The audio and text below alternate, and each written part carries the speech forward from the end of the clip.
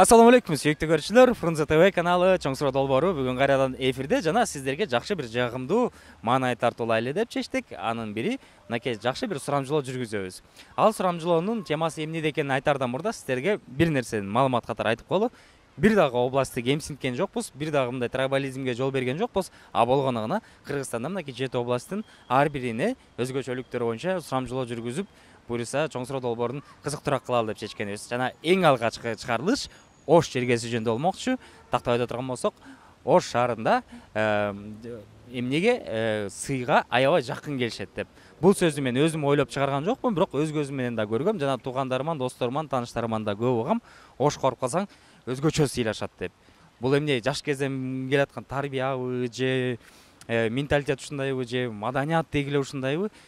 Айтор, анын себебин азыр албетте сурамжылоо негизинде билмекчибиз. Жана дагы бир нерсени баса белгилеп айтып коеюн.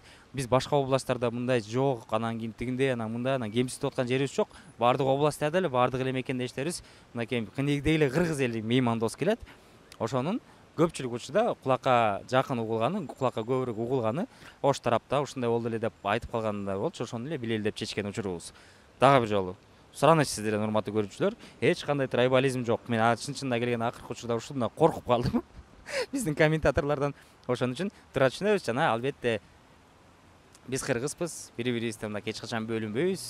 Анан өзүбүздүн жакшы жактарыбызды гана айтайлы. Бүгүн бир жакшы жагы Ош шаары эмне үчүн меймандос. Ошол сурамжылоону азыр баштайбыз, жана себептерин бир нече мүнөттөрдөн билесиңер. Башталардан мурда лайкты срочно басып коюңуздар, жана каналга катталганды унутпаңыздар. Коңгуроону басып койсоңуздар, биздин видеолорду биринчилерден болуп көрөсүздөр. Анда эмесе баштадык.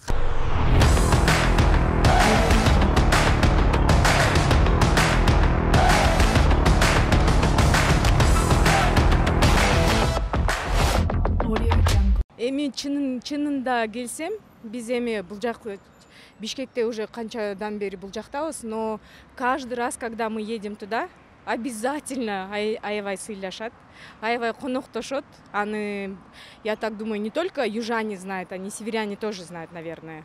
Бар элексизби? Бирок Ош тарапта мына келген меймандар жакшы сыйлайт деген сөздү угуп калдыңыз беле? Тааныштардан, достордон же? Ну да, слышал. Эмне үчүн андай деп ойлойсуз? Потому что там самсы вкусный. Самсы үчүн меймандос дейсиңер, э? Самсы и плов, да? Все, макул. Макул, рахмат. Чоңалайдан бул. Чоңалайда? Вот, именно керек болчусу. Себептигине бизде бул жакта азыр сурамжылоо жүрүп атат. Эми мактансаңыздар болсо керек, мында Ошко барсаң аябай жакшы сыйлашат да, сыйга жакын келишет. Аны себеби эмнеде? Менталитет ушундайбы же, может, жаш кезден ушундай бир өзгөчө тарбия береби же кандайдыр дагы бир себептери бар? Мактаныштын дейсиңби? Мактаныш эмес го дейм, мен бирок Ошто эмне үчүн мындай конокторду жакшы сыйлашат, сыйга жакын келишет дегендей. Мунун себеби ушул, кандай десем, орустар азыраак, мусулманчылыкка, динге жакын. Ошол максатта уже динге жакын болгон үчүн го деп ойлойм. Динге жакын болгон үчүн? Орус көп жерде характер адамдыкы орусча болуп өсүп калат да. Жанагындай шарияттагы нерселерди же бир кыргыздын салт санаасын жакшы билбейт. Ошол себептен орусчараак. А бизде динге басым жасалган, намаз көпчүлүк окуйт. Ошол себептен негизги себептерин берди эле. Меймандос, кичипейил, келиң алың, өтүң ошол. Ошол себептен ойлойсуз, э? Чоң рахмат анда. Ну как, был один раз в музее Сулайман-То. Туда и сразу. Ну, как сказать, там свадьба была, и мы ездили туда. Ну как раз именно по этой части. Ага. Как вас встретили там? Гостеприимно, очень. Причина вот такой гостеприимности? Потому что у нас сейчас опрос такой именно. Почему именно ваши люди, народ такой гостеприимный? Нет, я думаю, дело не в волжских и вообще не в южной части, а дело в нашей именно нации. Мы сами по себе гостеприимные люди. В отличие от россиян других стран, мы очень гостеприимные. И пример того, как вас там, не знаю, там угощали или там, грубо говоря, встречали? Самсу узгенский просто. Вот такая самса, братан. Очень вкусная. И вы съездили на свадьбу, все классно, вас встретили, проводили, и у вас такое хорошее впечатление осталось. Да, вообще классно. Только вот чуть-чуть напрягло то, что на часов сколько там, 10 ехать на машине, да, сколько там ехать. Ну это я да. на самолете летел, я на машине ехал, а так вообще классно. Все, рахмат. Жана дагы бир кысырма, көпчүлүк учурларда биз келип кыргызча, орусча деп сурайбыз. Көпчүлүк адамга орусча ыңгайлуу болгон үчүн орусча беребиз. Муну атайлап силердин кыжырыңарга жеп аткан жокпуз. Болгону гана ар бир адам ар кандай тарбия алган, ар кандай чөйрөдө өскөн. Казахстандан? А тогда еще лучше, потому что нейтральный как бы человек, и поэтому оңойраак болот го дейм. Ош деген жерге уккансызбы? Ооба. Ошол жакта эл мындай аябай меймандос, коноктор жакшы элейт деп угуп. Ошондой. Ооба, конечно. Баргансызбы? Баргам, Сулайман тоого чыккам. И жакшы элештиби беле? Ооба. Мисал келтирип бере аласызбы? Мисалы Ошко барганда эле мени тосуп алыштан анан тигинти мынти ашка алып келди анан тигиндей мындай. Ошо Ашка бардык, Жалал Абадка бардык, Арсланбопко бардык. В общем, мне понравилось биактачы. Эң жакшы эс алдык 2015 ошо жылы. То есть деги эле ушундай менталитети бар адамдар, мисалы конокторду келгенде. Да, гостеприимный кишилер да ошакта бүт мындай от души встречать этет да, бүт ошондой да. Ош мага жакты. Мындай кооз шаар да. Өтө кооз шаар. Поэтому очень понравился мага. Менталитет деп жакшылап эле камераны көргөндө эле мандраш болуп калдыңыз го байке. Менталитет ушундай дейм да. То есть менталитет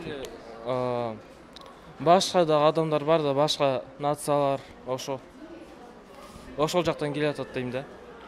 То есть сен өзүң баргансың Ошко? И кандай сый көрдүң эле, мисал келтирип берчи. Билбейм, келтире албайм. Бирок сыйлашкан да кой. Не болгон, билбей калсаң, значит, катуу сыйлап коюшкан окшойт, Ошондой бар го дейм. Ошол жагы барчы. Сенчи? Оштон болом өзүм. Оштон болосуңбу? Бияка көчүп келгениң канча болду? С рождения. С рождения? Да. Тем более. Ошко барып калганда тууган уруктардын арасында өзүнчө.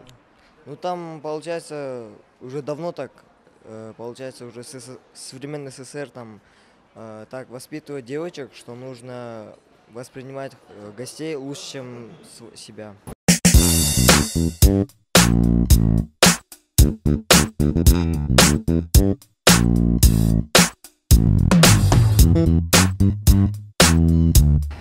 Достор, эң сапаттуу бут кийимдерди эң арзан баада кайсыл жерде алса болот деген чоң суроо жаралып жаткан болсо, анда баарыңыздарды красивый шаги дүкөнүнө чакырабыз.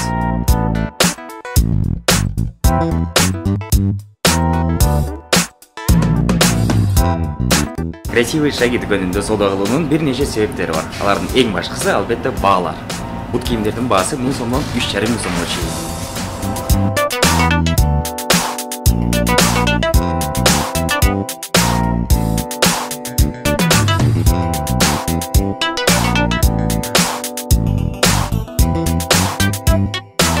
Красивый шаги дүкөнүнүн дагы бир өзгөчөлүгү бул албетте кенен ассортименти. Себеп дегенде айымдар, мырзалар үчүн бут кийимдерден сырткары бөөктөр үчүн да сонун бут кийимдер бар.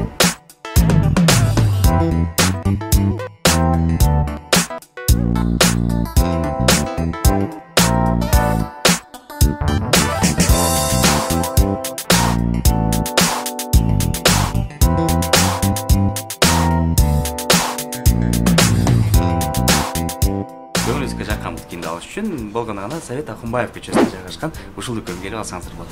Андан сырткары красивый шаги дүкөндөрүнүн филиалдары Аламедин базарында, Восток 5 кичи районунда, Билинги Баканбаева көчөлөрүнүн кесилишинде жайгашкан. Андан сырткары Бишкек шаарыбыздан бир аз алыс жашаган биздин кардарлар үчүн Сокулук базарында жана Кара Балта базарларында жайгашкан дүкөндөрүбүз бар.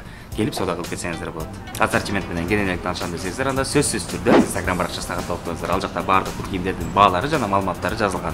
Жана эң башкысы, эгерде дүкөнгө келгенге мүмкүнчүлүгүңүз жок болсо, анда Кыргызстан боюнча жеткиликтери бизде бар. Андыктан заказ кылсаңыздар болот. Анткени биз Оштор ошондойбуз да, меймандарды жакшы көрөбүз. Ошондойбуз, үмүттүү турабыз. Ошо эмне үчүн ошондойсуңар, кандайсыңар деген суроо да. Эмне бул менталитетпи же жаштайдан тарбиябы же айнана чөйрөм баары эле ошондой болот, силер да ошондой болуп каласыңарбы? Эми жаштан тарбиялаш керек болмаймынчы. Бизди кичине ата энебиз кандай кыл, мындай кыл деп тарбиялаган. Мындай да, суроонун төркүнү мындай болсун деп коелу. Грубо говоря, бирөө келип калтырды да. Мисалы көпчүлүк учурда Бишкекте жүрсөң, келип калса, келгенин келип бир да ичип дегендей. Биякта мисалы келиптир, тиги Бишкектен тиги келип калтырчу, тиги тууганыбыз келип калтырса, деп өтүп барат го баары элечи мындай. Келип калгандырбайсың, эмне, эсчо бош болсоң чай ич, ары бери деген. То есть ушул нерсенин баары как привычкага кирип калганбы, барып айтып коюш керек, жолугуп коюш керек деген мындай уяттуу нерсе болуп калат го, жолукпабыз деген. Ооба. Привычка болуп калабы, Ооба. Жакшы, келгениңизге канча болду? 3 жыл болуп калды. Ошо Оштогудай сыйды Бишкектен көрө алдыңызбы? Ооба. Достор менен жакшы, э? Ооба. То есть жети областтан тең айырма жок, э? Жок, баары жакшы кыргыздар, красавчыктар. Мына ушундай болуш керек, красавчик. Биз да айтып өтөлү туугандар, эч кандай бөлүп жарып жеген жерибиз жок. Болгону гана көпчүлүк элдин оозунда алынып келген бул сөз. Ушундай сыйды көрдүк эле, жакшы болду деп. Мен эч кайсы областты кемситкен жокмун, силер начарыраак сыйлайсыңар, бул жак жакшы деп. Бир гана Ошту мактап турган жерим жок. Бул менен максатыбыз мынакей жакынкы учурларда болуп жаткан негативдин баарын жоготуп, болгону гана биригели туугандар. Ош, Бишкек, Жалал Абад, Нарын, Талас айырма жок. Баарыбыз кыргызбыз, баарыбыз ушундай мынакей сыйга жакын болушубуз керек. Бул жактан бир аз үлгү алып отурган мынакей биздин мекендештерибиз бар. Ошолордо кеңеш берип атабыз. Оларда түштүккө барып калдыңар эле, Ош жактарга. Были ли ваши или где-то в Жалабаде, не знаю, на юге? Нет, только в городе был. Только в городе, да? А вы слышали то, что там очень гостеприимный народ? Нет, не слышал. Нет? А вы? Нет. Нет, да? Ладно. Нарын. Нарын. Ош тарапка случайно барып калбадыңызбы? Жок, барлык. Барлексизби? Бирок ал жакта аябай меймандоос, коноктор жакшы эле келет деген уккансызбы? Уккам, ооба. Себеби эмнеде деп сурап атасыз да? Менталитетпи, тарбиябы же Менталитет деп ойлойм. то есть түштүк тарапта менталитет ушундай кичинекей мындай конокторду сыйлай билишет же болбосо сыйга жакын келишет деген. Ооба, ошондой. Барып көрөйүн деген ой барбы? Барып көрөйүн деген ой бар, ооба. Атыңыз ким? Эсен. Эсен байкебиз эгер Ош тарапка барып калган болсо, сөзүн калп кылбай, аэропорттон тосуп алып кеткенче сыйлайсыздар, биздин эгерде Ошто көрүп жаткан көрүүчүлөрүбүз болсо, Эсен байке чоң рахмат. Ну, такой вопрос. А вы слышали то, что там народ очень гостеприимный? Ну, что-то было такое. Ну, от друзей, кто-то туда ездил, говорил. Что именно говорили? Плов классно говорили. Мынакей достор, өзүңүздөр уккандай сурамжылообуздун натыйжасында эки эле нерсе келип такалдык. Албетте менталитет жана тарбия деди. Бул бирок албетте бардык кыргыздарга тиешелүү, бир гана Ош, Жалал Абад жактарга эмес. Баарыбыз эле ушундай меймандоспуз, баарыбыз эле ушундай конок күтүүгө кичинекейибизден бир өзгөчө маани беребиз. Бул менен эч кандай бөлүп жарып болгон жок, дагы бир жолу эскертип өтөлү, трайбализмге орун жок. Тескерисинче кайра ушу жети область мынакей бири-бирибиздин бир жакшы жактарыбызды мактап эле турсак гана деген ойду айтып өткүбүз келип атат. Себеп дегенде мындай жамандаганда эмне толк? Бөлүнгөндөн башка эч кандай пайда таппайбыз. Себеп дегенде өткөндө бир гана блогердин айынан бир эки аймак ортосуна бир чыр чатак чыккан жокпу, бирок мындай чакан бир бөлүнүү болуп кетти. Себеп дегенде дагы деле 21-кылымда ушундай караңгы адамдар бар экен, кыргыз болуп туруп кыргыздар менен бөлүнгөн. Ошол нерсени биз жоюуга аракет кылабыз. Себеп дегенде биздин канал ар дайым ушул нерсеге адамдын өзүнүн оюн эркин айтууга жана жашоодо болуп аткан бир анча-мынча көйгөйлүү ситуацияларга өзүнүн позициясы бар болгонго үйрөтүп келебиз. Бул биздин так жана туура позициябыз деп билебиз. Ошон үчүн бөлүнбөйлү, ынтымакташайлы жана эң башкысы ар дайым сыйлашып жүрөлү. Бул Фрунзе ТВ каналы болду. Эгерде чыгарылыш жаккан болсо лайк басып коюңуздар. Бул албетте бизге кылган мээнетибиз үчүн жаккан гана ыраазычылыгыңыздар болот. Жана каналга катталып койсоңуздар бул бир аз чоңураак ыраазычылык деп билебиз. Бизди колдоп койсоңуздар, биз дагы албетте жакшы демгич менен ар дайым иштеп жүргөнгө аракет кылабыз. Жана кийинки чыгарылыштарда буюрса башка областтарда бир өзгөчө бир айырмачылыктарын чагылдырганга аракет кылабыз. Көрүшкөнчө сак саламат калыңыздар.